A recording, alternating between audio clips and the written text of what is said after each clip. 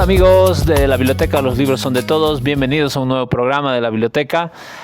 Nos habíamos perdido durante un tiempo, pero bueno, es porque aquí en Bolivia, para los que no son de aquí de Bolivia, comentarles que estamos pasando un tiempo un poco difícil porque hay unas luchas del pueblo que está tratando de frenar algunas medidas del gobierno y bueno, eso nos ha tenido un poco en nuestras casas, con dificultades de transporte y otras cosas, y por eso no hemos podido seguir haciendo el programa como lo hacíamos cada semana, pero ahora estamos volviendo y esperamos mantenernos ya cada semana como era nuestro ritmo que siempre teníamos, ¿no? Y bueno, aquí estamos otra vez, como les digo, y estamos con nuestro panel de siempre. Está Jovi, un saludo Jovi. Buenos días, un saludo a todos los que nos están viendo y nos están escuchando. Yo feliz de volver con el programa y como dijo mi compañero, estamos pasando una situación media complicada, pero les estamos trayendo libritos muy interesantes para hoy, justo para el tema político también. Así es, y tenemos también a Daniel. ¿Cómo estás, Daniel? Hola Javier, Jovi, Freddy, Wilson, un gusto volver a este panel y a este programa sobre libros y literatura. Y eso, continuamos después. Ok, también tenemos a Freddy. ¿Cómo estás, Freddy? ¿Qué tal, Javi? Un gusto tenerlos nuevamente, queridos amigos, conversar con ustedes, con Wilson, con Dani, con Jovis y con todos ustedes que nos siguen y nos seguían semana tras semana con otros programas. Como explicaba Javier, tuvimos una serie de complicaciones para reunirnos presencialmente, pero ya estamos acá y pues dispuestos a darlo todo. Chévere, gracias. Y tenemos a Wilson. ¿Cómo estás, Wilson? ¿Cómo están todos? Tengan un saludo cordial, feliz de estar acá con el equipo, feliz de estar acá con la biblioteca de Los Libros Son de Todos, ¿no? Así es. Y como más o menos ya se podrán imaginar de lo que va el tema de hoy día, es precisamente estos conflictos sociales, estos levantamientos populares, estos momentos en que la sociedad pues empieza a decir su palabra en el ámbito político y que nos toca, ¿no?, a todos los pueblos, creo, latinoamericanos, a nivel mundial, en algún momento, ¿no es cierto? Y aquí en Bolivia no es la excepción. Y queríamos hablar a partir de esos temas, pero desde la literatura, es decir, ¿qué nos dice la literatura, los cuentos, las novelas, la poesía, el teatro, todos los géneros literarios? ¿Qué nos pueden decir sobre momentos como este que estamos pasando, ¿no? Entonces, quiero darle palabra ahorita a Wilson para que nos vaya introduciendo un poco más en el tema. A ver, para contextualizar un poco de qué va el tema, ¿no? A veces cuando uno habla de literatura, cuando habla de libros, se imagina cosas bastante ficticias, ¿no? Personajes maravillosos, personajes de caricatura, personajes que tal vez no están en la vida real, ¿no? Pero en realidad la literatura también tiene mucho de realidad, se apoya mucho en realidad, refleja la realidad. Entonces yo he preparado una guía que nos puede ayudar tal vez a dirigir la línea del programa para que tengamos una idea de qué estamos hablando, que va en 5 puntos, ¿no? Lo primero, hablemos de cómo la literatura humaniza las estadísticas, ¿no? Podemos hablar, por ejemplo, de cómo en el caso de la guerra del Chaco, uno lo ve en números, 50.000 muertos puede decirse, ¿no? Pero eso uno lo ve muy abstracto. Entonces la literatura, y a través de muchos libros, nos ayuda a entender cómo realmente han vivido las personas la guerra del Chaco, por ejemplo, viendo en el ejemplo. Queremos hablar también de cómo la literatura desnuda esas contradicciones, ¿no? Ese avigazamiento que nos hablaba en algún momento ¿no?, René Zavaleta, ¿no? Cómo la literatura también nos mantiene en un espacio temporal, es decir, nos manda a vivir una realidad de otra época, ¿no? Cómo rompe ese ciclo en el cual uno llega a olvidar parte de la historia y mejor la puede vivir. Luego, cómo la literatura nos hace vivir también un contexto diferente, un tiempo diferente en el que no estamos, ¿no? Y por último, cómo la literatura también nos puede narrar ciertas historias alternativas, es decir, no nos va a decir la historia como tal, pero sí nos puede plantear cómo pudo haber sido si se tomaban otras decisiones, ¿no? Entonces, bajo estas 5 líneas, que yo creo que aprobado, lo sí, decíamos antes. Mucho cabildo. No, como cabildo, ya estamos acostumbrados. No, empezamos por lo primero. ¿Cómo la literatura nos ayuda a humanizar estas estadísticas? A ver, ¿quién quiere lanzar la primera piedra? Estamos en contexto. Bueno, yo he traído precisamente un libro que habla de eso que dices, ¿no? De la guerra del Chaco que estabas mencionando, ¿no? Tenemos Aluvión de Fuego de Óscar Cerruto. Entonces, bueno, este es un libro que habla de la Guerra del Chaco precisamente, como tú decías, una gran tragedia nacional, ¿no es cierto? Los muertos, los prisioneros, los heridos, bueno, de todo lo que, la tragedia que fue. Pero cuando leemos Aluvión de Fuego de Óscar Cerruto, nos va adentrando en lo que pasó específicamente aquí en La Paz, ¿no? Y en el área rural de La Paz. Es la historia de un joven de clase media, de los que escuchan PK2, ¿no? Clase media o clase alta, de la época, que inspirado por todo el movimiento que hay popular, digamos, patriótico en ese momento, por la guerra, por ir a defender, todo eso, entra al ejército y se encuentra con la realidad, ¿no es cierto? Es interesante porque la novela no habla sobre la guerra en sí, él no va al Chaco, no sucede en ese territorio, sino que él se incorpora al ejército y lo mandan a reclutar a los indígenas, a los aymaras del área rural de La Paz, ¿no? Y toda la novela es su vivencia en todo este destacamento, digamos, en el que está, con la misión de ir a reclutar a la gente. Y todos los destrozos, las violencias que comete este grupo de militares en la zona rural aquí de La Paz, en el altiplano, para llevar a la gente a la guerra, ¿no?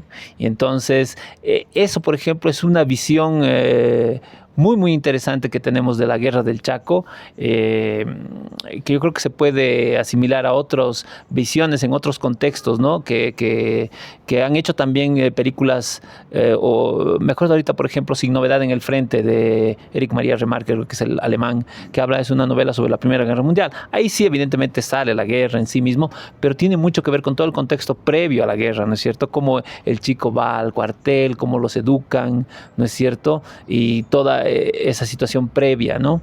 Entonces, sí, siempre que hay así guerras, la literatura trata de mostrar, como vos dices, el otro lado, digamos, ya no la contienda misma, los muertos, las balas de cañón, etcétera, sino te muestra lo que está detrás de eso, ¿no? Y en este caso, Aluvión de Fuego hace referencia a eso, ¿no? Y como vos dices, le da pues cara, ¿no? A esa gente que ha vivido ese momento, que incluso puede que no haya estado en la guerra misma, pero en ese momento ha habido como otra guerra interna, ¿no? Bueno, yo he traído un libro muy interesante que es de Luis Espinal, que era uno que siempre luchaba contra diferentes gobiernos. Entonces, tiene una poesía muy interesante que titula Prudencia, que a mí me ha llamado mucho la atención, que yo creo que va con lo que estamos pasando ahora, ¿no? Entonces, voy a leer un poquito de lo que decía él. Hay un límite imperceptible entre la prudencia y la cobardía. Llamamos prudencia a la seguridad y a la flojera. Llamamos prudencia al no comprometerse, al no arriesgarse a nada personal. Creemos que con la edad aumenta la prudencia, sin pensar que también aumenta el conformismo. Todos nos hablan de prudencia, Señor, pero de una prudencia que no es tuya, que en vano buscamos en tu evangelio. Jesucristo, te damos gracias porque tú no fuiste prudente ni diplomático, porque no callaste para escapar de la cruz, porque justificaste a los poderosos, sabiendo que te juzgarían, que te quitarían la vida. Los que te mataron, esos fueron los prudentes. Un pequeñito de lo que dice, ¿no? Y yo creo que es como una voz de fortaleza frente a un gobierno en sí de turno, ¿no? No necesariamente al que estamos actualmente, sino ir siempre en pro de defender al más vulnerable, como ahora se está viendo, ¿no? Es defender a los que hemos quedado entre dos posiciones y posturas muy difíciles. Entonces, es lo que habla él. Entonces, Luis Espinal da como pauta de que dejemos de ser imprudentes, ¿no? Es decir, que tratemos de ser la voz de los que luchan, de los que siempre velan por lo injusto de las políticas que se da a nivel coyuntural, ¿no? Y eso vendría a decirse de diferentes épocas, no solamente de esta. Entonces, porque él es como si hubiera luchado constantemente contra diferentes gobiernos. Entonces, siempre ha expresado esta voz de fuerza, de valor, de luchar contra las injusticias, que yo creo que es algo muy importante, que la gente tiene que ponerse la batuta de las cosas que realmente están pasando, que tal vez son encubiertas, ¿no ve? Pero que en los libros te dicen algunas verdades que son significativas, que yo creo que hay que tomarlas en cuenta y agarrar, no como palabras, sino como hecho, cada cosa que se dice en los libros. A mí me parece muy interesante desde esa perspectiva, ¿no? Usar estos libros para realmente acallar las injusticias. No dijiste qué libro era, pero... Es el libro, por si acaso, Oraciones a quemarropa, de Luis Espinal, también muy, muy recomendado. Dale, Daniel. Gracias, Javier. Sobre el punto que ha planteado Wilson. Hoy día, bueno, hemos amanecido hoy día con el estado de sitio. ¿No? O estado de excepción, bueno, ya. Sí, es lo correcto. Y yo creo que es...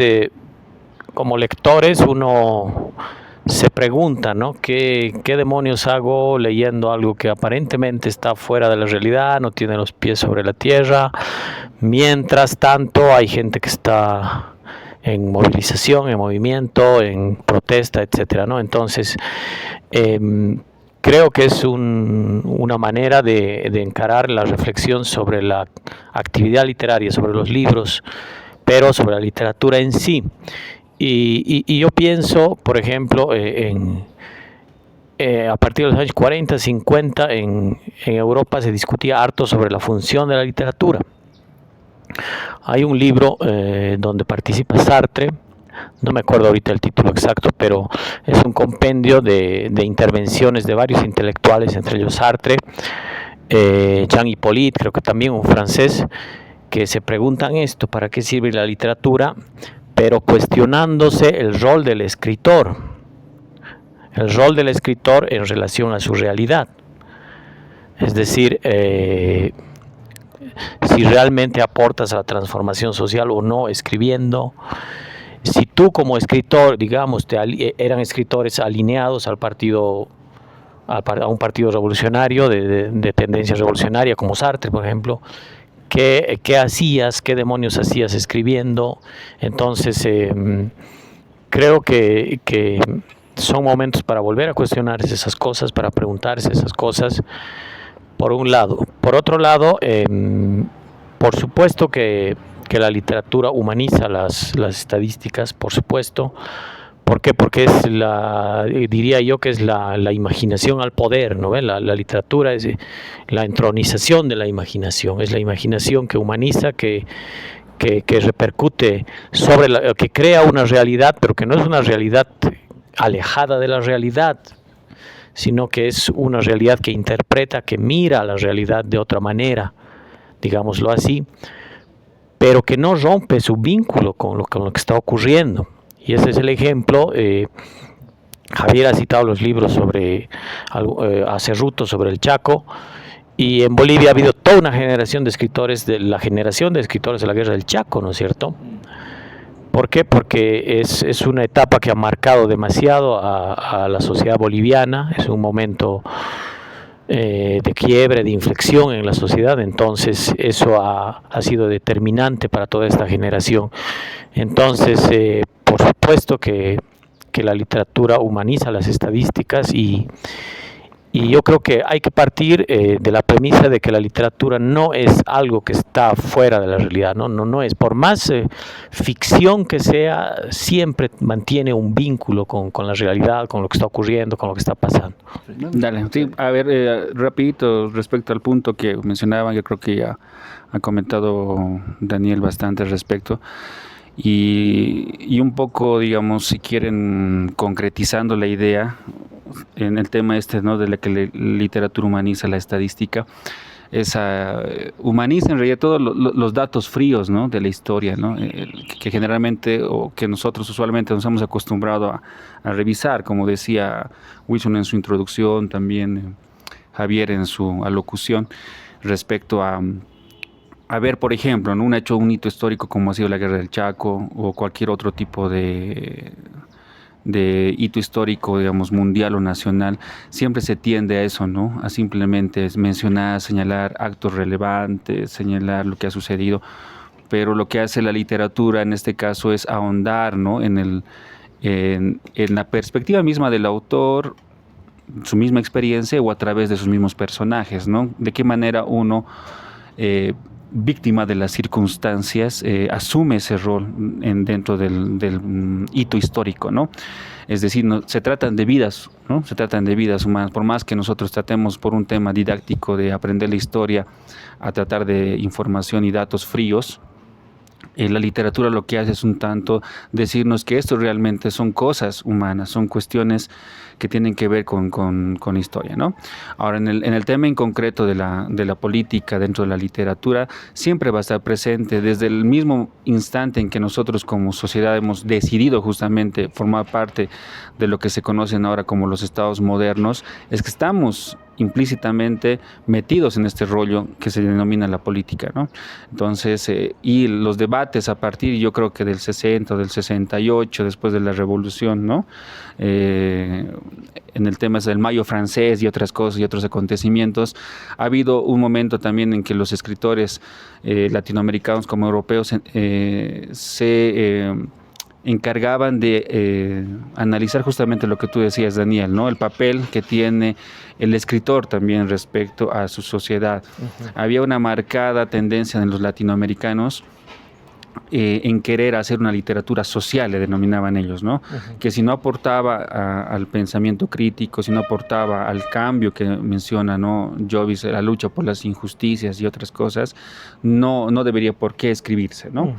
En cambio había otra facción, recuerdo, justo ahora estaba buscando ese programa que se difunde en vivo allá en México, donde participa Borges, Arrola, Elizondo y otros más, en el que justamente se habla de este tema, ¿no? Y Borges obviamente, como era, ¿no? Peculiarmente en él, defendía el tema decía, el arte por el arte, ¿no? Si hay una literatura buena, bien hecha, no necesita mencionar estos temas de lucha, de injusticias y un tema político, ¿no? Pero ya había otra facción que decía que sí, que debería mencionarse estas cosas, que no podían aislarse, como tú dices, la vida de la literatura misma. Entonces, concuerdo con lo que dice Wilson en el sentido de que la literatura va por ese camino. Perfecto. Ya como para cerrar el punto, ¿no?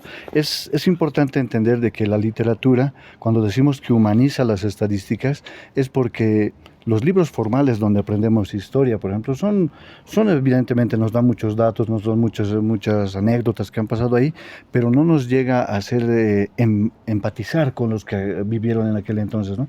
El libro que mencionaba Javier, de Óscar Cerruto, Aluvión de Fuego, por ejemplo, nos puede mostrar tanto los datos como también aquel soldado que ha ido a la guerra y que ha muerto de sed, ¿no? O aquel indio que no se siente parte del país. ¿Por qué no se siente parte del país?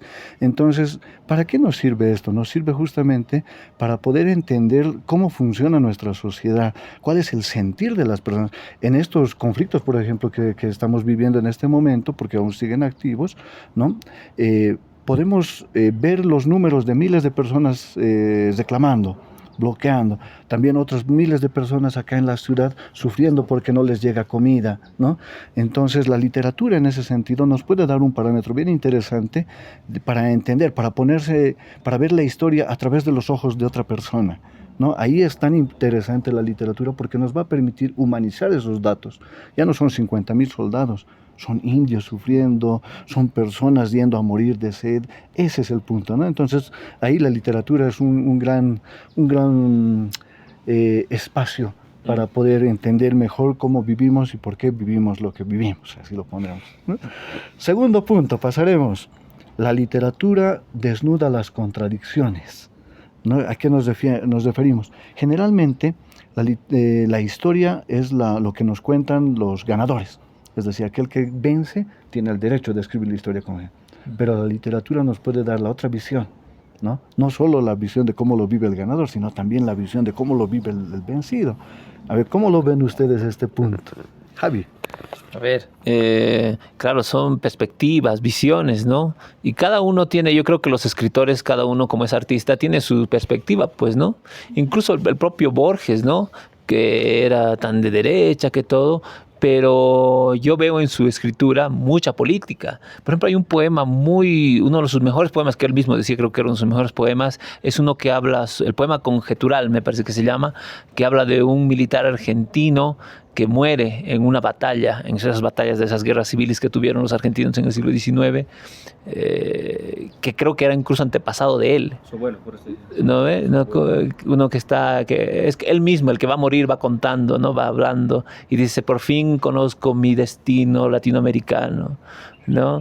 Y su destino era morir en esa batalla, ¿no? Y dice, los bárbaros vencen, los indios vencen, ¿no? Y yo que soy el doctor de leyes, no sé qué. O sea, todo el mundo plasma en lo que escribe, todo artista, todo literato plasma en lo que escribe lo que es su visión, ¿no es cierto? Su perspectiva. Entonces, no existe, ¿no?, eso de una literatura o un arte que no sea político. Es a pesar del mismo autor, a pesar de que él no quiera ser, ¿no es cierto? Y tiene.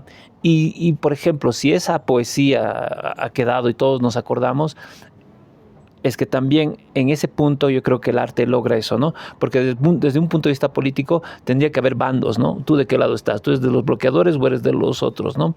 Pero el arte yo creo que tiene esa capacidad de verlo desde un punto incluso más alejado, ¿no? Y entonces tú te puedes identificar con lo que está sintiendo esa muerte, digamos, aunque no sea de tu bando, pero te identificas con eso, porque al final de cuentas es un ser humano, ¿no es cierto?, que está sufriendo y qué sé yo. Entonces, yo creo que sí, al final de cuentas, los literatos, los artistas somos como chamanes, ¿no es cierto?, que al final tratamos de devolverle a la gente ese sentimiento, ¿no?, que está sintiendo, precisamente esas emociones que están sintiendo, ¿no? De las contradicciones. Bueno, pues yo creo que la literatura pues maneja todo ese tipo de contradicciones, ¿no es cierto?, en la literatura. Yo creo que una de las contradicciones, me acuerdo ahorita de un cuento de Óscar Ceruto, precisamente en Cerco de Penumbras, que es Ifigenia, el Solsar y la Muerte, que es una revolución, un momento como este que estamos viviendo. Un tipo es un joven, qué sé yo, 20 y tantos años, es un tipo arrogante, soberbio, clase media, ¿no? Y acaba de conseguir trabajo en el Estado, que es como sacarse la lotería. El tipo está muy feliz y justo estalla la revolución, ¿no? Y hay balazos en las calles y es todo un lío. Y en esa noche en que estalla la revolución, él conoce a una chica que entra a su cuarto, tiene una relación con ella. Y entonces el tipo es lo máximo, ¿no? Tiene trabajo, tiene chica, tiene todo en la vida. Entonces, pero esa chica es la que ya en esa noche le cuestiona y le dice, pero ¿y tú no te interesa la revolución, lo que está pasando? Y él dice, no, que me interesa, digamos, me vale. Y bueno, se va la chica y al día siguiente él dice, no, yo voy a trabajar porque consiguió este trabajo, pero se están baleando en la calle. Y el tipo está loco y dice, no, es que yo voy a hacer, y sale. Y como sea, sale y claro, muere, ¿no? Muere en esa salida. Precisamente viendo la contradicción, o sea, a ver, ubícate en lo que está pasando en tu mundo y deja un poco de lado tus intereses personales, ¿no? Y ubícate en el mundo, que es un buen mensaje también para la juventud. Freddy.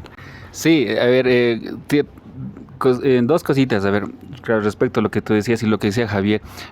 No solamente sucede lo que tú dices en los escritores de que quieran o no, o a pesar de ello, siempre se habla de política, ¿no? Me has hecho recuerdo al cuento de Julio Cortázar, Casa Tomada, ¿no ve? Que se han hecho un quilombo, muchos detractores, ¿no? Porque un buen tiempo Cortázar, francamente, se hizo de izquierda, ¿no? Y él luchó y todo ese tema. Y luego le decían, no, Casa Tomada es lo que reflejaba la época del peronismo, y se han querido forzar también, ¿no? De alguna forma. También a alguien que tú admiras mucho, como es Friedrich Nietzsche. No, mentira.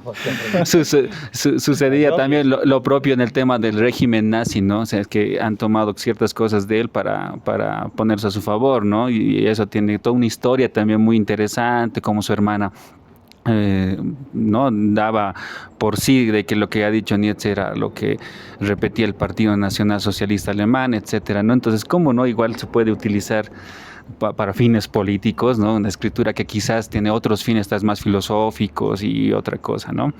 Eso. Y en el tema de la contradicción en sí mismo, me has hecho recuerdo a don Miguel de Unamuno, ¿no? Entonces, al gran Miguel de Unamuno, que era en sí mismo, ¿no? el fiel retrato de las contradicciones, ¿no? Entonces, el tipo decía, él decía, ¿no? Las grandes mentes, los grandes genios de este mundo han sido siempre contradictorios, ¿no? Entonces, podrían ser altamente cristianos, pero a veces, no sé, paganos o agnósticos, no sé, y otra cosa, ¿no? Entonces, Unamuno, ya casi al final de su vida, tiene esa contradicción, ¿no? Si siempre criticaba el autoritarismo, criticaba esas cosas, ¿no? Que tenían que ver contra la libertad, etcétera, termina, ¿no? Incluso financiando a los militares que toman el poder y todas esas cosas allá en España antes del tema de la guerra civil o en plena guerra civil, ¿no?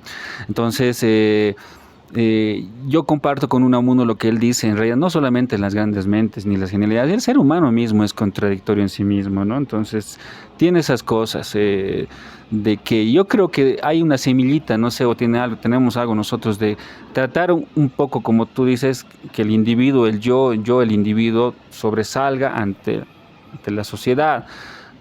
Me salvo yo, no me importa lo que pase en la sociedad, en tu ejemplo. Pero llega el punto también esas paradojas de la vida en que sí necesitas del otro, sí necesitas de la sociedad y en realidad todo lo que tú haces repercute en tu exterior. Entonces, para mí siempre va a ser el tema de la contradicción en todos los seres humanos. Yo pienso que la literatura en sí misma es contradicción. Claro, porque y ese es el germen de una actividad que es revolucionaria también. Porque por ejemplo, pienso en Dostoyevsky, pienso en un cuento, El Doble, que relata la vida de un funcionario público que de pronto aparece un tipo que le comienza a quitar la vida, un doppelganger, un doble perverso. Pero, es decir, ¿en qué sentido es contradicción eso? En el sentido en que eso es una forma de encontrar esas fisuras de una realidad que aparentemente es normal, pero que no lo es así, ¿no? Es decir, es una realidad compleja, contradictoria, y hay unas fisuras que puede aparecer un doble en algún momento y te quita la vida, cosas así. O pienso también, por ejemplo, en la literatura kafkiana. ¿No ve? Que Kafka, Gregorio Samsa, una mañana se despierta y es un escarabajo. O es una cucaracha, ¿no ve? Igual es funcionario, creo también. Y es un funcionario público, claro, es un funcionario público, claro, y es un funcionario público, claro. Es decir, porque la regularidad del funcionario, yo soy funcionario público, por ejemplo, y entiendo perfectamente es la regularidad de la vida, la monotonía de la vida, claro. Pero yo una mañana me despierto, soy un escarabajo, y por ahí en realidad toda la vida he sido un escarabajo, ¿no ve? Por ahí el día que me despierto he dejado de serlo, tal vez, ¿no? Entonces, yo creo que en ese sentido la literatura es contradictoria, revolucionaria en sí misma, ¿no? Pero ese tipo de literatura que yo diría que no sé si el término auténtico es el correcto, no sé, pero que es una literatura así que... Pero que sí. Yo diría que para que una literatura sea así, el autor tiene que ser crítico, tiene que ser reflexivo, tiene que ser autocrítico, tiene que conocerse a sí mismo. Porque uno que, digamos, ahorita, por ejemplo, en esta época, ¿no? Yo estoy con este bando, ¿no? Y me creo todo el credo que me dice los periodistas de ese bando. Todo el día veo a Amalia Pando, no sé, ¿no? Todas esas cosas. Entonces yo con toda esa información yo me lanzo a hacer una novela. No estoy siendo crítico, ¿no es cierto? Estoy reproduciendo lo que me estoy alimentando. Yo creo que el autor, para tener esa capacidad, tiene que ser muy reflexivo, ¿no? Muy filosófico, muy criticarse a sí mismo, verse, y de ahí siempre va a salir cosas interesantes. Yo creo y concuerdo igual con todos ustedes, porque como dicen, ¿no? En los libros se puede ver una polaridad, entonces es complicado dependiendo en la historia que quieras contar, porque a veces te limita, digamos, el aspecto político, la misma sociedad, te va limitando y te va pintando qué es real, qué realmente es lo que tú tienes que seguir, dependiendo del político que entre, ¿no ve?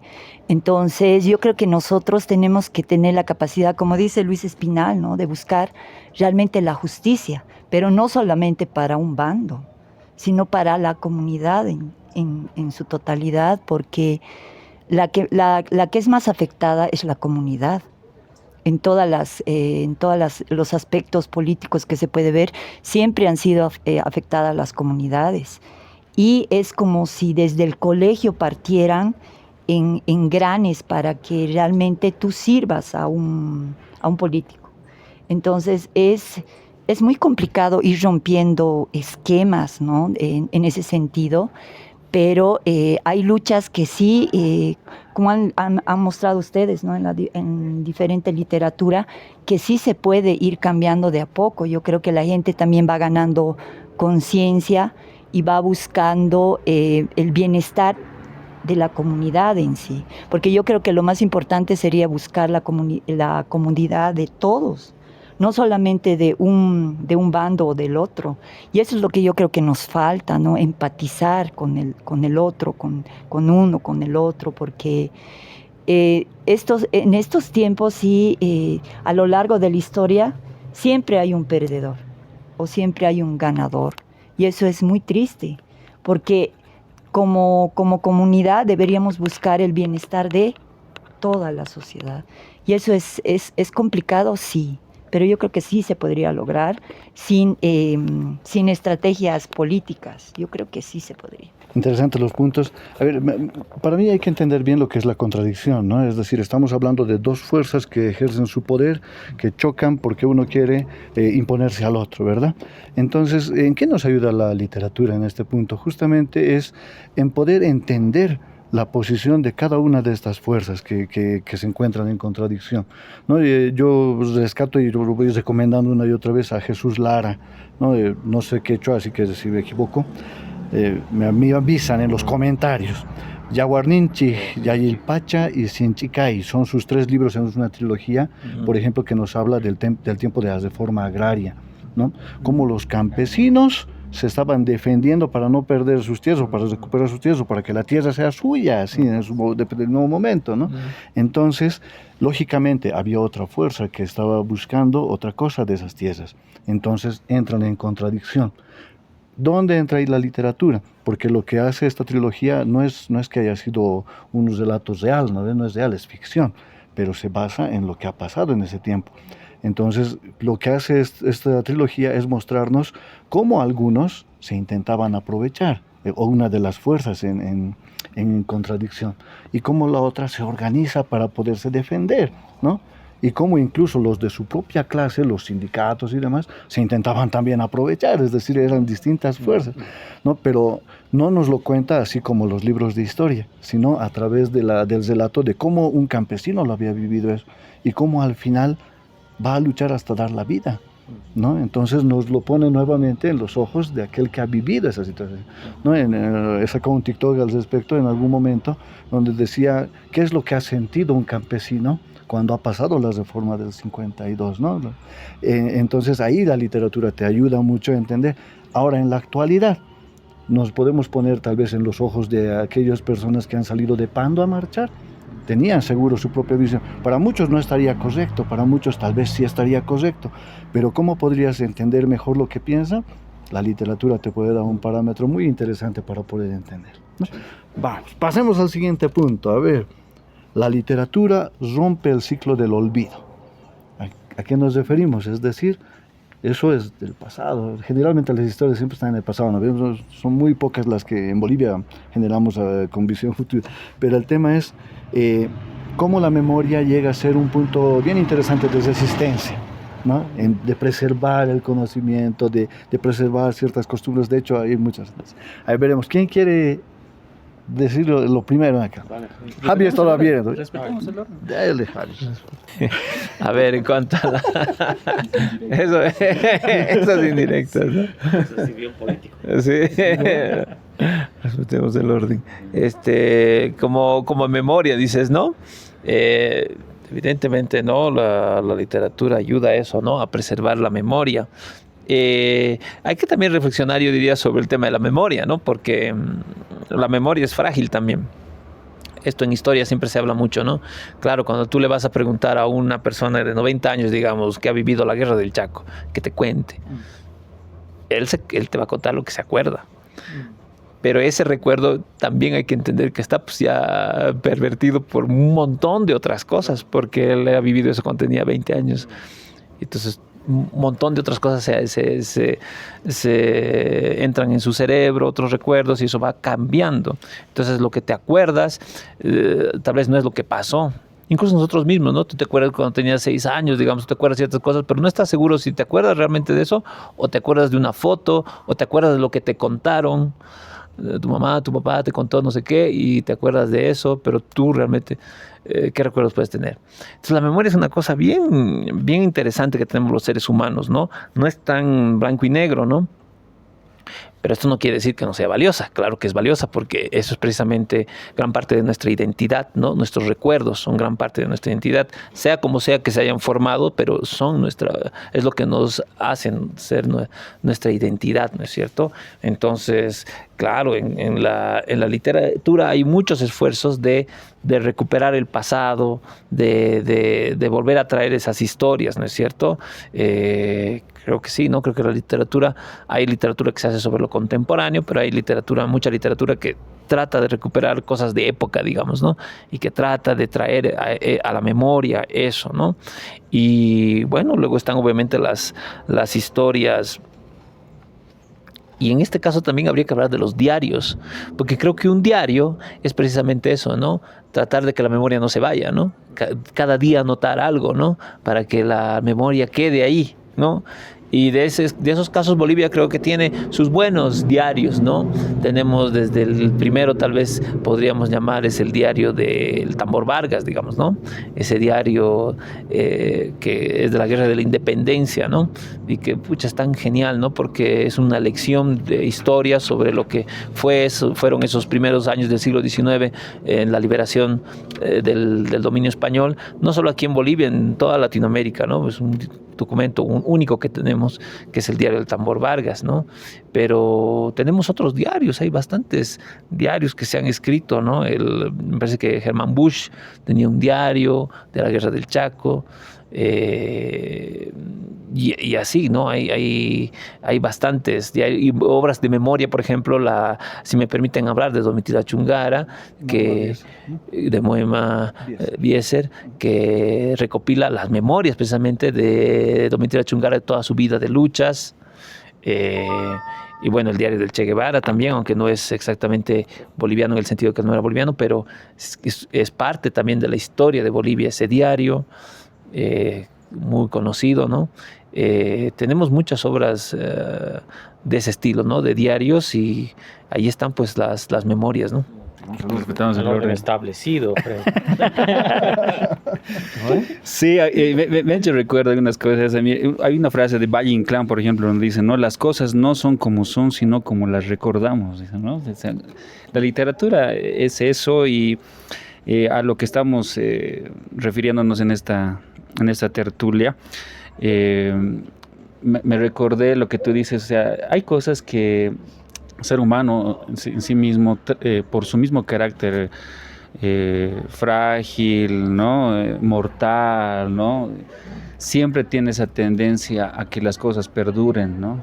Es una necesidad interna, creo que va justamente una contradicción, el sabernos que somos finitos, que del polvo venimos y al polvo volveremos. Creo que siempre deseamos que las cosas perduren. Creo que a eso un poco también se refiere, y creo que la literatura siempre ha sido eso, ¿no? Esa lucha siempre para que no nos olviden. Incluso el autor dice, no creo que me olviden, quiero pasar la historia, quiero que las cosas también que he vivido, o lo que se ha vivido, o la que yo considero importante, perduren en el tiempo. Y hay 2 libros que tienen que ver con historia política, social, histórica de nuestro país. Tiene que ver el tema de la llegada del Che Guevara a Bolivia, la creación del Ejército de Liberación Nacional, donde han participado muchos jóvenes luchando por sus ideales, que hablaba Jovis, que es muy consecuente en ese tema, ¿no? tema de Luis Espinal, etcétera, ¿no? El Ejército de Liberación Nacional, 2 libros que yo les he encontrado de manera fortuita y que me han parecido maravillosos, que se llama Pan Comido, no sé si alguna vez han escuchado eso. Pan Comido es la experiencia de Efraín Quicañez, el negro José, que formaba parte del Partido Comunista Boliviano, quien es el que participa en la fuga de 3 de los guerrilleros sobrevivientes de la guerrilla del Che en el 68.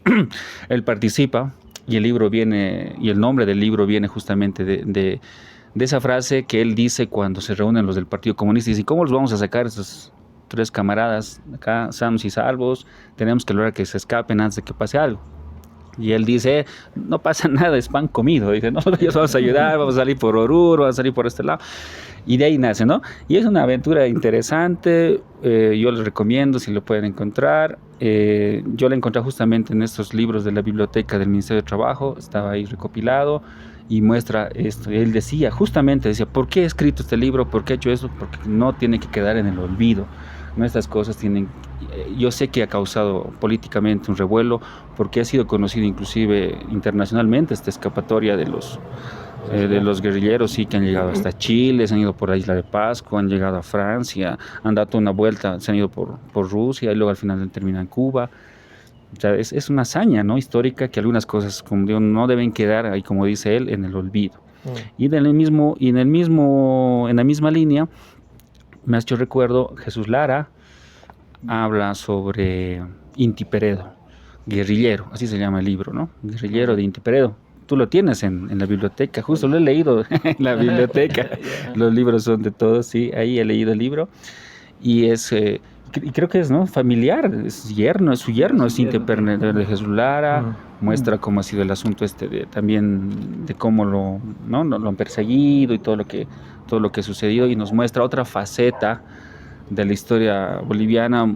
Muchos que ahora también en las redes sociales han salido, ¿no?, también los radicales extremistas, los que quieren siempre revivir avances, ¿no ve? Y se olvidan de todas estas cosas que ha pasado Bolivia, ¿no? Todo el tema, sí, es el orden y esas situaciones, ¿no? Entonces yo recomiendo, sí, revisar justamente todo esto, ¿no? Si yo soy de derecha, ultraconservador, o soy de centro, izquierda, etc., si yo quiero ser, como dice, un tipo crítico, sensato, y me considero alguien que realmente entiende la política, tengo que leer pues a todos, ¿no? Revisar todo, tener una mirada siempre amplia. Yo soy más de analizar las cosas de manera compleja y no tanto parcializadas, ¿no? Y siempre yo he entendido eso. Entonces, y me permite tener un criterio más amplio de ese tema. Memoria. Ahorita, haciendo memoria, pienso en Repete, de Jesús Lara, ¿no ve? Sí. Repete. Novela diario sobre la guerra del Chaco. Porque a los soldados de la guerra del Chaco se les decía los repetes. Sí. Yo pienso que la literatura en realidad gran parte de la literatura está construida sobre la memoria. Está construida, es intrínseca a la literatura, es la memoria. Y no sé, pues cuando pienso en la palabra memoria, se me ha venido así automáticamente la canción de Gieco, ¿no ve? Que es la memoria, ¿no ve? De León Gieco. Pero también he pensado en si es que este ejercicio literario de la memoria puede hacer florecer cosas olvidadas y traerlas a nuestro presente, es magnífico. Por ejemplo, pienso en libros que logran eso, desde mi punto de vista, por supuesto. El siglo de las luces de Alejo Carpentier, que hay unos capítulos donde cuenta sobre los quilombos. Los quilombos eran estas formas de organización de los negros en el Caribe, que se organizan y luchan contra los colonizadores. ¿No ve? De ahí viene pues la palabra quilombo, los quilombos, que de hecho lo utiliza la María Galindo, ¿no ve? Que dicen la Virgen de los Deseos es un quilombo, y lo dice en ese sentido. En ese sentido, es decir, el quilombo era una... Sí, claro, el quilombo, como lo utilizan los gauchos, por ejemplo, que es un quilombo más como... Pero no, el quilombo era una especie de comunas de negros donde se organizaban y resistían a la colonia. O una vez ya implementada la colonia, se rebelaban, escapaban y ahí se organizaban, vivían. Entonces, creo que hay cosas así olvidadas, que la literatura y ciertos escritores tienen el poder de volverlas a traer al presente. En cada lectura se hacen presentes. Es decir, la literatura tiene el poder de actualizar esa memoria. Yo diría eso. La literatura actualiza la memoria. Y eso, sí, la mantiene viva a través de ciertos libros y son nuevas vivencias, ¿no? Que cada uno las reinterpreta. Yo quería tomar un punto que es interesante, digamos, a lo largo de la historia, que es la polaridad que tiene la historia como la cuentan, ¿no? Y dependiendo de las personas, como dicen ustedes, ¿no? Agarras un bando. Y eso es lamentable, ¿no? Porque para un bando está bien lo que ha hecho su bando y para el otro bando no, sin buscar el bienestar de la totalidad en sí. Porque en la historia lo que se ve es que para algunos parte de lo que se ha escrito es real y para otros no es, la realidad no es lo que ellos han vivido. Una simple invención, ¿no? Exacto, es una simple invención que va a veces a favor de un partido político. A lo largo de la historia se ve eso. Entonces yo creo que, como dicen, ¿no? Mis compañeros, es interesante ver la historia, pero sin polarizarte ni de un bando ni del otro bando, sino que hay que tratar de buscar, como sigo mencionando a Luis Espinal, ¿no? Que lo que él buscaba era la justicia. Entonces, pero sin parcializarse ni con uno ni con el otro, sino con tratar de reivindicar las políticas para todos en sí y para los más vulnerables, ante todo, ¿no? Que es lo que siempre se ha luchado a lo largo de la historia. La memoria hay que entenderla como un punto de resistencia, ¿no? Es decir, es la resistencia al ser olvidado, a lo efímero que tenemos como seres humanos, ¿no? Al final vamos a desaparecer. Hay un dicho que manejaba mucho mi sobrino, decía, hay dos formas de trascender, ¿no? Una, o escribes algo digno de ser escrito, o haces algo digno de ser, o escribes algo digno de ser leído, ¿no? Por ahí va. Entonces son las dos formas de trascender. Entonces la literatura nos ayuda mucho a romper eso, ¿no? A trascender a través del tiempo y a resistir lo que otros pensaban, digamos, a hacer esa atemporalidad, ¿no? A todo aquello. En el caso de la historia, por ejemplo, nos ayudan a dar historias terribles que posiblemente llegarían a ser invisibilizadas. Ahí tenemos, por ejemplo, otro libro que recomiendo igual de Gustavo Rodríguez Ostria, ¿no? Con Teoponte, ¿no? Que la guerrilla para nosotros va a ser casi un mito. Para nuestro tiempo, ¿no? Es algo que podemos verlo igual en números, como decíamos, es una estadística más, pero Rodríguez Ostre nos lo pasa desde la mirada de unos jóvenes, ¿no? Y los jóvenes cómo ven su realidad De vidas, ¿no? de vida y deciden que no está bien y deciden unirse a la guerrilla por eso y deciden dar la vida. Entonces cambia totalmente la figura, ¿no? Y eso podría ser simplemente olvidado, aunque sea literatura, pero nos muestra cómo muchos han vivido ese tiempo, ¿no? ¿Qué te llevaría a ti a tomar una decisión tan terrible como unirte a un ejército de manera voluntaria, sabiendo que vas a morir, ¿no? En estos tiempos haríamos eso, estaríamos dispuestos a, qué sé yo, ¿no? Entonces ahí entendemos diferente las cosas, ¿no? ¿Qué motiva a las personas a salir para mantener su alimentación, por decirlo en ciudad, ¿no? Enfrentarte a otras personas porque están bloqueando ellos, yo también quiero comer, entonces salgo. ¿Qué te motiva? La literatura te puede ayudar a eso. ¿O qué motiva a personas a marchar 7 días, 5 días, ¿no? Entonces, muchos de los eventos narrados en ciertos determinados libros nos pueden ayudar a entender bien lo que sienten las personas y lo que dice Joby, ¿no? A entender cómo vivimos esta realidad tan compleja, ¿no? En la que constantemente nos estamos peleando, así diríamos esto. Siguiente punto, a ver, penúltimo. La literatura captura un clima de época, es decir, estamos hablando del contexto, el sentir de ese momento. Nos ayuda a entender qué se sentía en ese determinado momento. A ver, ¿qué decimos? Ahora sí respetaremos el orden. Javi. Ya, para el último nos vamos a desordenar. Ya. A ver, capturar un momento de una época, ¿no? Es claro, ¿no? Que la literatura hace eso. Me parece que es... porque habría la otra, ¿no? Cuando hacen, por ejemplo, haces tipo ciencia ficción, digamos, si te trasladas a un futuro imaginario, Ray Bradbury, Crónicas Marcianas, ese tipo de cosas, ¿no? Y cambias totalmente el contexto y pones los personajes en una situación totalmente extraña. Pero hay otros, como dices, que te traen la verdadera situación real, digamos, que existió en un momento dado, ¿no?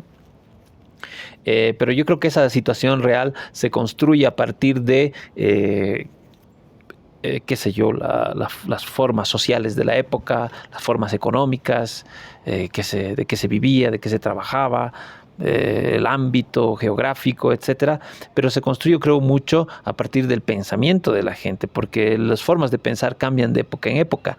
Entonces, eso es lo lindo también de la literatura, que te va mostrando unos personajes que piensan de una determinada manera que tú dices, pero qué raro, ¿cómo piensa esta persona así? ¿No es cierto?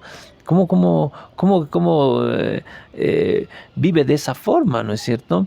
Y eso te da todo el ámbito, ¿no? Porque te cambia, te hace entrar en ese mundo, ¿no es cierto? Por ejemplo, si tú lees Domitila Chungara, ¿no? El libro, y ves cómo vivía ella, cómo era su vida, hacer salteñas en el campamento minero, porque la empresa solamente le daba el cuarto donde vivían amontonados un montón de gente, y cómo tenía que hacer salteñas para sobrevivir, porque con el sueldo del minero no le alcanzaba. Entonces ves toda esa situación y dices, una persona que no vive esa situación no va a entender, o una persona de clase media, clase alta, que todo lo tiene casi resuelto y no tiene que hacer esos sacrificios en absoluto y no conoce nada de eso, no va a entender, ¿no es cierto?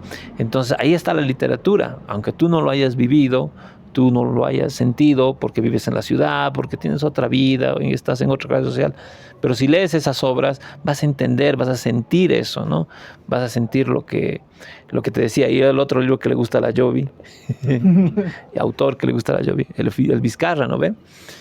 También lees el Vizcarra, y aunque nunca hayas sido pordiosero, nunca hayas estado viviendo en la calle, vas a sentir lo que es eso, ¿no? Vivir en la calle, ¿no? Es saber que tienes que buscarte la comida día tras día, juntarte con otra gente para sobrevivir, y todos los personajes que aparecen ahí. Entonces, hay muchísimo de eso, ¿no? En muchas obras bolivianas, y seguramente, obviamente, en otras partes también, y es lo lindo, ¿no es cierto? Porque lees literatura de otros países y también vas a sentir eso, vas a poder aprender y sentir lo que se siente ser de ese otro país, ¿no es cierto? Tú lees, no sé, Dostoyevsky y puedes sentir el frío de Rusia, ¿no? Claro, entonces tiene todo eso es muy lindo, ¿no? Bueno, este punto a mí me permite también ya referirme, ¿no? al libro, ¿no? que traje para recomendar justamente. Sí, nunca hablo de mi libro. Exacto. Estaba esperando el momento adecuado para dar el estacazo ahí. No, y claro, y se refiere a todo lo que hemos ido tocando, ¿no? Punto por punto, gracias a la guía que nos ha dado Wilson en esa tertulia que a veces resulta, ¿no? Un tanto caótica, pero que es bueno, ¿no? Tener cierta línea, ¿no? En cierta forma. Entonces, hemos hablado de que, ¿no? Obviamente la historia como dato, como fuente nos sirve, ¿no? Para también construir a partir de ahí también literatura. Y creo que alguien que ha sido un tanto experto en estas cosas ha sido William Shakespeare, ¿no? Entonces, él ha sabido extraer justamente de los datos históricos y de todo lo que ha podido vivir él mismo, ¿no? En su momento, escribir obras de teatro que han trascendido, ¿no? Generaciones, y que nos ayudan a entender mejor temas como la política, por ejemplo, ¿no? Y también lo que decía Javier, de que al nosotros revisar, leer literatura, también somos conscientes de que nada es nuevo bajo el sol, ¿no? Tampoco podemos creer que los nuevos oradores, los nuevos influencers, ¿no? O como queramos llamarlos, son pues los que han inventado ciertas cosas de la política, ¿no? Han estado ahí, esas grandes ideas, los grandes pensadores siempre han ido construyendo o derrocando grandes imperios, ¿no? Y en el caso concreto la obra es Julio César, ¿no? Justamente habla de una época concreta del Imperio Romano, ¿no? Básicamente, o la historia de la Roma, antes de que se vuelva un imperio como tal, la decadencia que justamente estaba sufriendo la sociedad romana, la crisis, ¿no? Como no los parangones ahora, no, crisis políticas, sociales, la que tenía en esa época, y que retrata básicamente el tema desde la literatura, desde la ficción, en los momentos previos al asesinato de Julio César allá en el año 44 antes de Cristo, perdón, y lo que sucede después en Roma, ¿no? Entonces, lo que yo destaco de Shakespeare y de esta obra en concreto es que acude, por ejemplo, a fuentes formales de la historia, que por ejemplo es el tema de el trabajo de Plutarco en cuanto a vidas paralelas, que también aprovecho de recomendarlas, ¿no? Su lectura, ¿no? Es porque eso se puede entender uno de los mejores libros de historia, de biografía, quizás un tanto, como él dice, más objetiva respecto a la vida de grandes personajes de su época. Y en Vidas Paralelas, por ejemplo, hace una contraposición entre Julio César y Alejandro Magno. Entonces es una historia maravillosa, entender cómo fueron estos grandes personajes, sus contradicciones, sus fortalezas, sus debilidades, y un tanto humanizarlos, ¿no? Y más allá del mito y de la leyenda.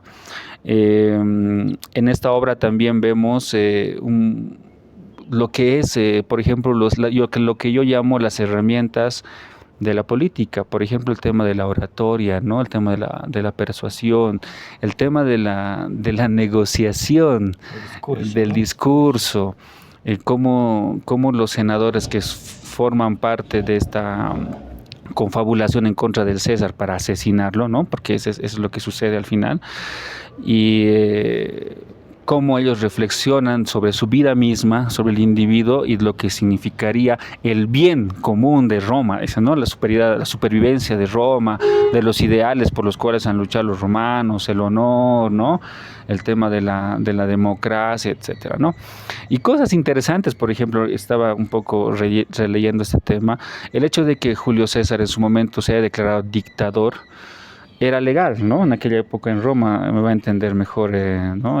Dani, en ese sentido, de que ser dictador era permitido en Roma, pero solamente por 6 meses, ¿no? Cuando había justamente estados de emergencia, problemas en la República, podía ser dictador. Lo que pasaba es que Julio... se declaró dictador. Exacto, podía ser declarado dictador, pero solo por 6 meses. Pero él lo que pasa, él decide extender, por ejemplo, el tema de tratarse dictador vitalicio, ¿no? Entonces, ahí es donde suceden cosas así, y muestra, por ejemplo, cómo la ciudadanía romana, ¿no? El pueblo en sí mismo, cómo se dejaba convencer por uno y otro lado. Primero amaba a César, luego termina odiando a César, termina exaltando a otro de los personajes que se llama Bruto, exaltando a Bruto, luego rechazando a Bruto, y decían, ¿no? Cómo Shakespeare logra magistralmente tomar al pueblo romano como un personaje más, ¿no? Y decir cómo las masas son, ¿no? También, ¿no? Maleables, ambivalentes, etcétera. Entonces es una gran obra que yo les recomiendo que la puedan leer para entender estos entuertos de la política y todas estas cosas. Y yo concluyo mi intervención haciendo una breve lectura, ¿no? Por ejemplo, de una intervención de uno de los personajes, justamente, ¿no? El personaje principal, que es Bruto, ¿no? Y dice, ¿no? Por ejemplo, él dice: si se trata de servir al bien común, ponme a un lado el honor y al otro la muerte, y miraré a los dos sin alterarme, pues que los dioses me sean adversos, si no amo el honor más que lo que temo a la muerte, ¿no? Entonces son intervenciones muy profundas que encierran muchas lecciones, ¿no? La literatura como retrato de costumbres de una época, ¿no? Yo creo que eso hay que manejar con un poco de cuidado, porque sí, cierto tipo de literatura hace eso, sí. La literatura, el naturalismo, el realismo, etcétera. Claro, pienso en Balzac, por ejemplo, ¿no? Que es decir, deliberadamente querían hacer eso. Pero no toda la literatura hace eso. No toda la literatura hace eso. Por ejemplo, siguiendo la línea de Freddy sobre personajes históricos, pienso, por ejemplo, en Memorias de Adriano, de Marguerite Yourcenar, que es un libro escrito en primera persona por Adriano, de este emperador romano. Creo que es ya de la época cristiana, no estoy muy seguro, pero tú lo lees y es un personaje ahistórico también, es un ser humano más. Es decir, puede ser tan moderno como tan antiguo el hombre. Entonces, yo creo que una de las virtudes, desde mi punto de vista, más bien de la literatura, es poder romper con eso de que solamente es un simple retrato de costumbres. Y hago una analogía, por ejemplo, la fotografía, entre los fotógrafos siempre hay esta cuestión, que la fotografía es una simple reproducción de la realidad o no, o es una mirada personal de la realidad. Y la literatura también creo que pasa por ese debate. Bueno, pasó en su momento, ¿no?, cuando se hablaba de los realismos, cuando Balzac quería describir la realidad tal cual es, el naturalismo, etcétera, ¿no? Entonces, hay otras formas de literatura que rompen con eso. Y el ejemplo, el libro de Margarita Cernar, o pienso también, por ejemplo, en Yo, Claudio el Dios, que es un libro escrito igual, es una novela sobre la vida de Claudio y Mesalina, su esposa, igual personajes romanos de la Roma antigua, escrito por Robert Graves, igual un libro muy recomendable. Pero igual, tú lees a esos personajes y claro, el contexto es de la Roma antigua, pero son personajes tan modernos como nosotros a la vez. Y también, entonces, hay una temporalidad también en la literatura, y me parece que es una gran virtud a mí eso.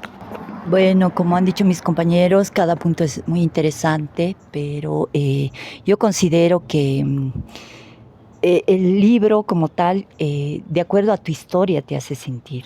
Entonces te abre heridas, te abre fortalezas, te abre puertas que están dentro de cada persona, ¿no? Yo creo que viene desde esa perspectiva, digamos, porque cada libro te abre diferentes puntos de vista. Cada uno tiene una perspectiva de diferentes libros de acuerdo a la vivencia que cada uno haya vivido. Entonces, lo que para unos está bien, para otros puede que esté mal, porque cada uno tiene diferente forma de sentir una realidad, de acomodarse a esa realidad. Y yo creo que eso a veces es lo que podría dividirnos, ¿no?, como tal, y no entender al otro desde su perspectiva, desde su vivencia. Yo creo que eso es, en muchos de los libros se ha podido ver, en varios libros históricos se ve la polaridad que hay en contar una realidad y el hecho de sentir, ¿no? Para mí, digamos, el hecho de ir a una guerra puede ser algo catastrófico y doloroso porque vas a perder a personas que son cercanas, pero para otros es solamente una herramienta a la cual pueden usar y ponerlos al frente como carne de cañón, como dicen, ¿no? Y eso es triste, porque hay, como han dicho ustedes, ¿no?, en el mismo discurso, en el mismo énfasis que dan algunos de los políticos para derrocar o manejar o manipular a ciertas élites, siempre los ponen como carne de cañón, como para usarlos, para manipularlos, para de alguna manera conseguir, ¿cómo diríamos?, conseguir cosas que beneficien a ese sector, sin darnos cuenta que también esas mismas personas, como he visto en Prisionero de Guerra, ¿no?, en el libro que he leído, y ahí el mismo joven no sabía para qué estaba yendo, no sabía para qué lo estaban mandando al frente, sino que para él era una aventura. Y así se va a la guerra, sin ideología, sin pensar realmente qué cosa va a enfrentar, porque hay gente mucho más, es decir, le ha manipulado para que realmente vaya a hacer eso. Pero ellos como tal no entienden para qué han ido. Algunos sí están informados, pero otros no. Y eso es triste, ¿no? Y se ve en la historia cómo varios élites políticas manipulan de esa manera, o ciertos sectores manipulan de alguna manera a las personas, ¿no?, para adquirir un beneficio, ni siquiera para la comunidad, a veces es personal. Y eso es triste, ¿no? Y como sigo repitiendo a Luis Espinal, que hay que buscar lo justo, la justicia, que no es enriquecerte, son cosas tan simples de las que él menciona que nos hemos olvidado de ser humanos. Luchamos por cosas muy, muy banales. Muchas gracias, Jovi. Hay que entender bien esto, ¿no? La historia no sucede en espacios vacíos. Son espacios que tienen un determinado contexto, un determinado sentir. Entonces la literatura nos ayuda a sentir esto justamente, ¿no? A ver ese clima en el que se vivía un determinado hecho histórico. Ahí yo recomendaba el tema del libro de Los deshabitados de Marcelo Quiroga Santa Cruz, ¿no? Que tranquilamente un libro de historia te va a hablar sobre como dictadura, como algo, pero él te hace sentir cuál era la sensación de ese rato, ¿no? Ese aletargamiento que había, ese descontento en el que ya no tenías ganas de vivir, cómo la gente sentía que ya no había esa democracia, pongámoslo así, no había esa entonces, si no existiera este tipo de libros, no entenderías bien cuál era el clima que se vivía en ese momento, ¿no? La literatura te ayuda bastante a entender eso, justamente porque es esa forma de poder comprender cómo te va a ayudar a comprender las distintas situaciones que tenemos. Nosotros acá, por ejemplo, ya sé que en el tema actual, podemos hablar bastante de cómo se vive en San Julián la protesta, ¿no? Pero aquel que esté allá y escriba el punto tal vez nos va a hacer vivir de mejor manera qué es lo que están sintiendo allá, ¿no? ¿Qué siente el policía cuando va ahí? No creo que esté muy feliz, ¿no? ¿Qué es lo que siente una población con un alcalde que dice, yo voy a denunciar, ¿no? Entonces, una escritura de ese tipo que nos contextualice nos puede llevar a entender mejor de eso, ¿no? Y eso es lo que hacen los libros que hablan justamente con este tema, ¿no? Bueno, no del tema en sí, sino que recurren a esta forma, ¿no? Contextualizarnos en el punto, en el sentir. Pasemos a nuestro último punto. A ver, no nos hemos extendido de la hora, ¿no? Ya. Creo que ya estamos. Última ronda. La literatura nos propone historias alternativas. Eso es interesante, este punto. No nos dice lo que fue, sino lo que pudo haber sido una ficción. Entonces, a ver, veremos cómo lo vamos a hacer y qué libros encontramos que hagan esto. Aquí entramos, yo creo, a hablar de las distopías, de las utopías, esos lugares que no existen, pero como dices, que podían haber existido, ¿no? No sé, se me ocurre hablar ahorita de precisamente los viajes al futuro, por ejemplo, ¿no? Como ¿cómo se llama este libro? La máquina del tiempo de H.G. Wells, que es un viaje al futuro, donde encuentra una sociedad distópica en el cual, bueno, todos los peores augurios se han cumplido. Hay un gobierno mundial que domina todo y la gente vive debajo de la tierra, que son los trabajadores. Es una distopía de ese tipo, ¿no? Por ejemplo, hay un cómic ahora que ha salido, Altopía. ¿No ve? Que es imagina el futuro del Alto y de La Paz, en el cual la ciudad de La Paz ha quedado como destruida porque se ha vuelto un lugar insalubre que no se puede vivir y todo el mundo nos hemos ido a vivir al Alto. El Paseño es un cómic, sí.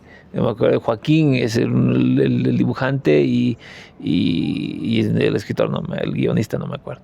Pero pues, búsquenlo, Altopía es muy bueno. Entonces, hay pues intentos de ir viendo cómo sería nuestro futuro, cómo sería nuestra realidad. En los cómics se hace mucho eso. Ahora estaba leyendo The Watchmen, que es de los años 80 y que habla, ¿no?, de un gobierno en Estados Unidos. Están hablando todavía en la Guerra Fría, ¿no? Rusia y Estados Unidos, ¿no? Y es como imaginarse de que Estados Unidos y Rusia están de acuerdo en realidad, que no hay tanta rivalidad, bueno, cosas, y los superhéroes ahí, no sé. Bueno, hay muchas de esas. Creo que la literatura boliviana no se ha hecho mucho, a no ser que ustedes me corrijan, pero creo que no se ha hecho mucho, ¿no? Esto de imaginarse cómo sería Bolivia. Yo sé que hay unas novelas, por ejemplo, cómo hubiera sido si en lugar de que los españoles vengan acá, nosotros hubiéramos, los aztecas, y hubieran llegado primero a Europa, digamos, ¿no? Hay libros sí que han planteado eso, ¿no? ¿Qué harían, no? O cosas al revés, ¿no es cierto? Nos podríamos plantear qué hubiera pasado si Túpac Katari hubiera triunfado en su levantamiento en 1781, digamos, ¿no? ¿Qué hubiera pasado si hubiéramos ganado la guerra del Pacífico? ¿Qué hubiera pasado si hubiéramos ganado la guerra de Chaco? ¿Qué hubiera pasado si nunca se hubiera hecho la revolución del 52? tantas cosas que podríamos pensar, ¿no? Tenemos material para uno. Sí. Por si acaso, el autor de Altopía es Alejandro Barrientos Salinas. Para no dejar pasar el tema, has recomendado el libro. Yo, para no hacer muy largo, el punto que tú te refieres, vuelvo al mismo libro, ¿no? Porque Shakespeare justamente especula con eso, ¿no? Un poco dice qué pasa si no hubiera, por ejemplo, asesinado a Julio César, ¿no? ¿Qué hubiera pasado?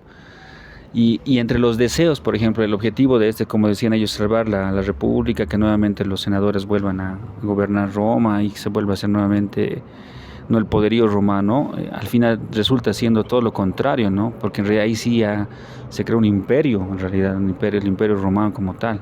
Entonces se juega con esas especulaciones, forma parte del argumento, creo yo, y no hay, como decía, no hay mejor nostalgia que extrañar lo que nunca pudo ser, ¿no? Y no, ese es Unamuno. Luego, sí, después, Sabina. Leo tomado por Sabina. Ay, bien buena aclaración, ¿no? Sí, de eso un cover. De Sabina a Unamuno.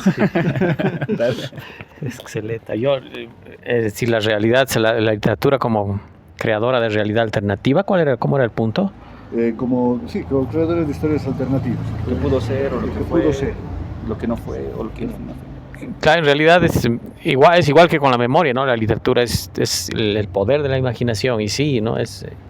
No sé, Javier ha empezado citando libros sobre realidades distópicas.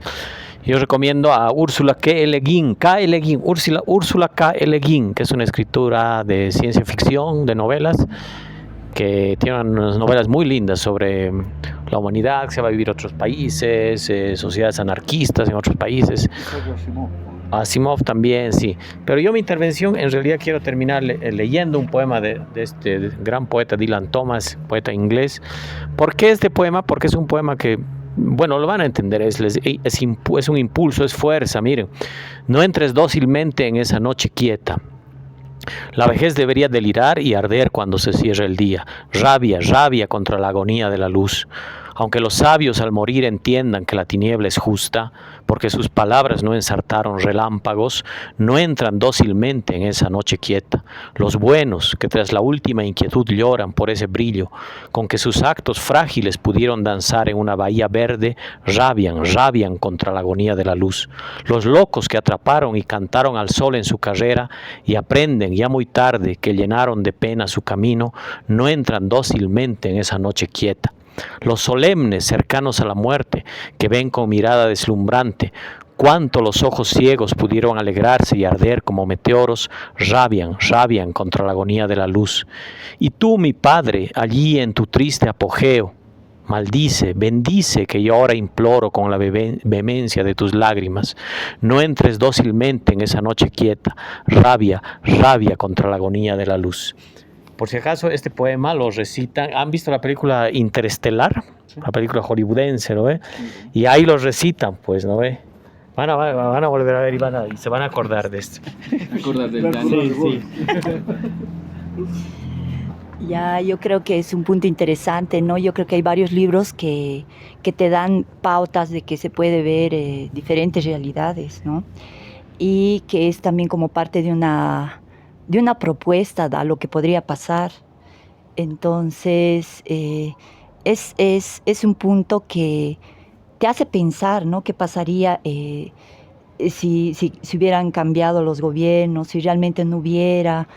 Es como si te pones a pensar en varias cosas, ¿no? Y hay libros que te muestran eso, como los 7 pecados capitales, que también te muestran realidades diferentes que te van, como decirte, mostrando diferentes puntos de vista al respecto de esos 7 pecados capitales, que algunos sí lo pueden ver como realmente pecados, pero otros no. Entonces, crear realidades, realidades que podrían ser. Puede ser que a algunas personas sí les guste, digamos, pero a otras no. Entonces, cada persona tiene su punto de vista diferente de acuerdo a su sentir. Entonces, cada libro tiene esa capacidad de mostrarte y de abrirte, de cerrarte, de guiarte. de manera personal, ¿no? En diferentes aspectos. Y a mí siempre voy a llevar este libro porque es revolucionario, entonces, pero busca la justicia, que para muchos pueden interpretarlo de diferentes formas, y eso es lo complicado, ¿no? En esta realidad, porque para él era una forma de ver la justicia, pero para otros a él lo han visto como enemigo. Y hasta en la misma Biblia podemos ver lo que han hecho con Jesús. Entonces, hay varias cosas que los libros te cuestionan, y buscaría así realidades alternas que tal vez muchas de esas sí se pueden ver muy lejanas, pero muchas de esas también se han cumplido, que eso también es interesante, ¿no? Que han partido como un libro, pero a base de este libro lo han vuelto real. Entonces eso también me parece muy interesante, agarrar los libros como herramientas para un cambio social. Yo no he dicho, el autor es Dylan Thomas. Excelente. Sí, sí. Dylan, ¿no? Ahí viene Bob Como Dylan. Bob Dylan. Porque Bob Dylan se llamaba, no sé qué, Zimmerman, no sé qué. Sí. Perfecto. A ver, para cerrar este punto, es bien interesante porque cuando lo he planteado, lo había planteado a un nivel de literatura más amplio, digamos, ¿no? Y cuando lo intentaba cerrar a Bolivia, sucedía lo que dice aquí nuestro compañero, que tiene todos los libros de literatura que nos podemos imaginar acá en la biblioteca. De los libros son de todos, ¿no? Ajá. Pero encontró un hito. Encontró un hito que es de Edmundo Paz. ¿Ya? Sueños digitales o sus cuentos, ¿no? Yeah. Y me lo he buscado, pues estaba buscando reseñas. Muy interesante el libro, muy interesante el libro. Generalmente no recomiendo libros que no haya terminado de leer, pero en este caso sí lo voy a hacer porque rompe las reglas. ¿Por qué es esto? A ver, porque en realidad la ficción nos ayuda a entender de una manera muy clara que no existen destinos únicos, ¿no? No existen destinos únicos, se puede cambiar, ¿no? Un bloqueo, una marcha, algo puede cambiar el destino. Una decisión grande, una decisión pequeña, una opinión puede hacer cambiar el futuro. Entonces, la literatura nos ayuda a mostrar de que existen otros caminos, de que puede haber otras formas, ¿no?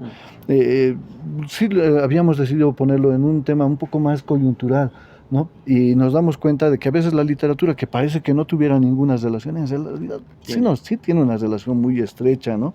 Y a veces estas decisiones tomadas a través de situaciones que pueden ser ficticias, pueden llegar a cambiar la realidad en la que vivimos, ¿no?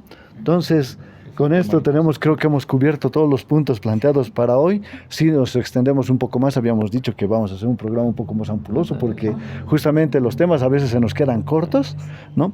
Pero haremos el cierre con quien nos ayuda justamente a tener este espacio. Javier. Gracias a vos, Wilson, por todo lo que has trabajado para guiarnos en esta charla. Y gracias a Jovi, Daniel, Freddy, que han venido. A todas las personas que nos están viendo también. Y nada, estén atentos, síganos en TikTok, síganos en YouTube y en Facebook. Los libros son de todos, Biblioteca Los Libros son de todos. Y ya va a estar, van ahí a encontrar todo el contenido de estos videos, que lo vamos a cortar, y van a salir las intervenciones mejores que han habido. Más mejores, exactamente, y las menos también. Esas no. Así que nada, atentos y suscríbanse, y nada, volvemos en una semana. Chao, chao. Hasta pronto.